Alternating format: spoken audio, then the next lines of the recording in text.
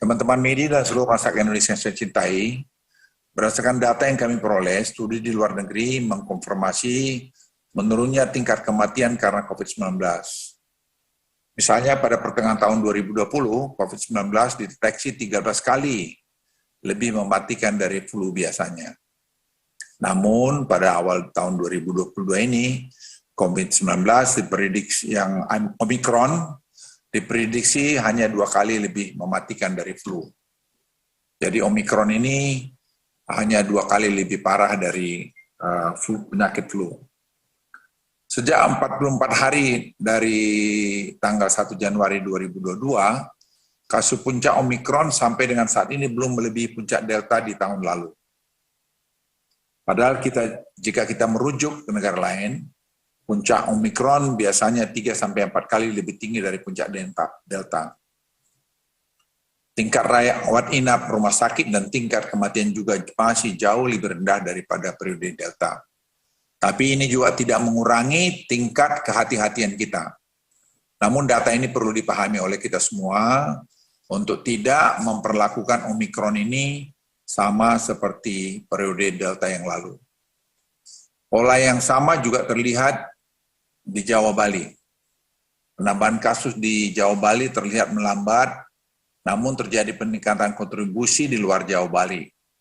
Dalam 7 hari terakhir, Provinsi Banten, Jawa Barat, dan Bali menjadi 3 provinsi yang tren kasusnya lebih tinggi dari puncak Delta. Namun, belum seperti yang kita diprediksi banyak orang 3 atau 4 kali lebih tinggi dari Delta. Berita positifnya, tren kasus di DKI Jakarta menunjukkan tanda-tanda mulai melewati puncaknya. Baik kasus harian, kasus aktif, maupun rawat inap mulai menunjukkan penurunan. Namun peningkatan mulai terjadi di DIY, Jawa Timur, dan Jawa Barat. Tetapi itu pun masih di bawah puncak Delta. Tidak hanya kasus, jumlah rawat inap rumah sakit di Provinsi Jawa Barat sebagian besar masih jauh lebih rendah dibandingkan dengan Delta. Tapi Bapak Ibu sekalian, teman-teman setanah air, jangan juga berpikir bahwa pemerintah menganggap enteng. Tidak, saya hanya membicarakan data yang ada. Yang jangan membuat kita jadi ketakutan berlebihan. Tetapi tetap kita harus super hati-hati menghadapi perilaku dari Omicron ini yang masih banyak juga yang belum kita tidak tahu. Hari ini, bed occupancy ratio yang dipublikasikan oleh pemerintah sebenarnya belum mencerminkan kapasitas maksimum. Jika pemerintah menggunakan kapasitas maksimum tempat tidur seperti yang terjadi pada puncak Delta yang lalu, maka bor yang Anda lihat akan jauh lebih rendah. Misalnya, tempat tidur yang disiapkan di Jawa Bali hari ini hanya sekitar 55.000, di mana terisi 21.000 tempat tidur, sehingga terlihat bor saat ini di angka 39%. Bila menggunakan kapasitas maksimal di angka 87.000 tempat tidur seperti saat Delta, maka bor hari ini di Jawa Bali hanya terisi 25% saja. Angka ini masih jauh di bawah standar WHO, yaitu sebesar 60%. Satu catatan lainnya adalah terkait tingkat kematian. Pada tingkat kasus harian yang sama pada 13 Februari yang lalu, sebanyak 44.000 kasus, tingkat kematian harian pada periode Delta mencapai lebih dari 1.000 kematian per hari, dibandingkan dengan 111 yang terjadi kemarin. Teman-teman media dan seluruh masyarakat Indonesia yang saya cintai, dengan data tersebut saya meminta masyarakat tidak perlu terlalu khawatir berlebihan ketika kasus masih naik cukup tinggi atau ketika sekitar kita mulai banyak orang terdekat terkena infeksi dari varian ini. Bahkan di kantor saya sudah cukup banyak yang dilakukan tes dan hasilnya positif. Nah, termasuk di keluarga saya, anak cucu saya, supir saya, dan sebagainya. Namun, dari pengalaman kita semua itu, saya kira di sekeliling kita sama, mereka tidak terlalu lama kemudian menjadi negatif kembali. Mereka hanya perlu diisolasi mandiri, mengkonsumsi obat-obatan yang dianjurkan dan beristirahat di rumah. Karena data menunjukkan bahwa sebagian besar masyarakat terinfeksi hanya mengalami OTG bahkan gejala ringan. Saya perlu menegaskan bahwa mereka yang bergejala berat hingga meninggal teridentifikasi sebagai orang-orang yang memiliki komorbid, lansia atau belum melakukan vaksinasi lengkap. Kelompok-kelompok inilah yang perlu diwaspadai, membatasi aktivitas pribadi hingga mawas diri. Saya mohon sekali lagi, jangan ada rakyat diprovokasi untuk tidak mau divaksin.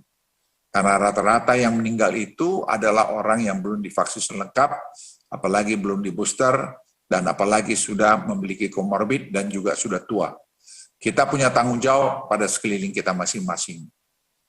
Diharapkan pada karakteristik Omikron yang berbeda dengan varian Delta, dan melihat perkembangan situasi rumah sakit yang ada, dengan tetap mengedepankan aspek kesehatan, pemerintah masih melihat adanya ruang bagi kita untuk tidak menginjak rem terhadap ekonomi terlalu dalam. Ini dilakukan semata-mata terus menjaga keseimbangan sektor kesehatan dan ekonomi tetap baik. Untuk itu, periode PPKM minggu ini, pemerintah akan menyesuaikan kembali batas maksimum work from office di level 3, yang sebelumnya 25% menjadi 50% atau lebih. Selain itu, aktivitas seni budaya dan sosial masyarakat, serta fasilitas umum, seperti tempat wisata juga dinaikkan menjadi 50%. Detail dari peraturan ini akan tertuang nanti dalam Inmendagri yang akan keluar hari ini. Dengan begitu, para pedagang di pinggir jalan, mulai dari tukang gorengan, tukang bakso, hingga para pekerja seni seperti penampilan wayang, dan para aktor drama dapat tetap melakukan aktivitas dan tidak perlu dirumahkan akibat dampak kebijakan ini. Namun saya titip penerapan protokol kesehatan harus tetap disiplin, utamanya dalam penggunaan masker. Dan sekali lagi juga jangan lupa untuk melakukan vaksinasi 1, 2, dan booster, karena vaksin sangat cukup, saya ulangi sangat cukup, tidak ada masalah. Secara spesifik, saya juga meminta kepada pemerintah daerah dan Forkominda setempat agar berhati-hati dan tetap humanis dalam tiap melakukan himbauan pada masyarakat. Utamakanlah penerapan protokol kesehatan dibandingkan sekedar membubarkan. Saya ulangi, utamakanlah penerapan protokol kesehatan dibandingkan sekedar membubarkan. Pemerintah juga sangat berhati-hati dalam menerapkan kebijakan karantina bagi PPLN. Ketika beberapa negara di dunia sudah menerapkan bebas karantina untuk masuk ke negaranya, pemerintah akan tetap menerapkan kebijakan karantina 5 hari bagi PPLN. Namun mulai minggu depan, PPLN, baik WNA dan WNI, yang telah melakukan booster, saya ulangi, yang telah melakukan booster, lama karantina dapat berkurang menjadi 3 hari dengan syarat diantaranya tetap melakukan entry dan exit tes PCR. Exit PCR dilakukan di hari ketiga, di pagi hari, dan PPLN dapat keluar ketika hasil negatif keluar. PCR tes ini bisa cuma berapa jam. PPLN yang sudah selesai karantina dihimbau tetap melakukan PCR tes mandiri di hari kelima. Saya ulangi, melakukan PCR tes mandiri di hari kelima dan melaporkan kondisi kesehatannya kepada puskesmas atau vaskes terdekat.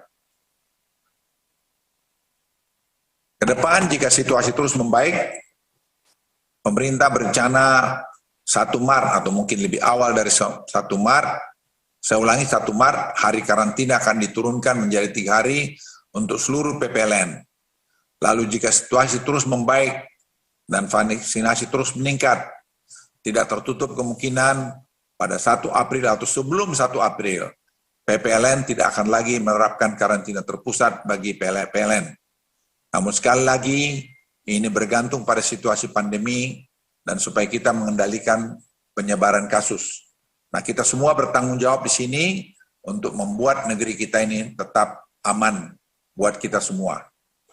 Teman-teman media dan seluruh masyarakat Indonesia saya cintai, untuk memberikan kekebalan menghadapi gelombang Omikron, pemerintah terus mengejar target vaksinasi dosis kedua, terutama untuk lansia. Saat ini masih terdapat 15 kabupaten kota di Jawa Bali yang tidak mencapai target 50%. Umum dan 17 kota kabupaten untuk 40% lansia. Pemerintah akan memperpanjang masa transisi hingga 2 minggu ke depan bagi yang belum mencapai target tersebut. Pemerintah juga akan melakukan penyesuaian regulasi pintu keluar masuk internasional di wilayah Jawa Bali kembali. Pemerintah akan membuka keberangkatan kedatangan jemaah umroh melalui Bandar Udara Juanda Surabaya. Selain itu, Bandara Juanda juga akan menerima WNA/WNI dari luar PMI. Bandara Ngurah Rai juga akan dibuka untuk WNA dan WNI non-PMI dengan segala tujuan, tidak hanya wisatawan.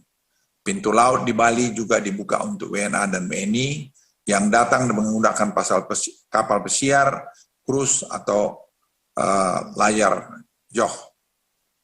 Teman-teman media yang saya cintai dan seluruh masyarakat Indonesia yang saya banggakan, jika dibandingkan beberapa negara yang sudah melakukan pembatasan, bahkan tidak diwajibkan menggunakan masker, pendekatan kami jauh lebih konservatif. Hal ini dilakukan agar sistem kesehatan kita tetap terjaga, meminimalkan terjadinya kematian, karena menurut kami kehilangan satu nyawa sangat berharga. Setelah 2 tahun kungkung di pandemi COVID-19 ini, rasanya kita harus siap beradaptasi dengan ketidakpastian ini. Pemerintah minta masyarakat tidak perlu panik dengan varian Omikron, namun kata kita hanya perlu waspada dengan tetap terus menerapkan protokol kesehatan. Marilah kita terus berdoa dan berusaha semoga Tuhan yang Maha Kasih senantiasa memberikan kesehatan dan keselamatan buat kita semua dan kita keluar dari badai COVID-19. Terima kasih. Wassalamualaikum warahmatullahi wabarakatuh.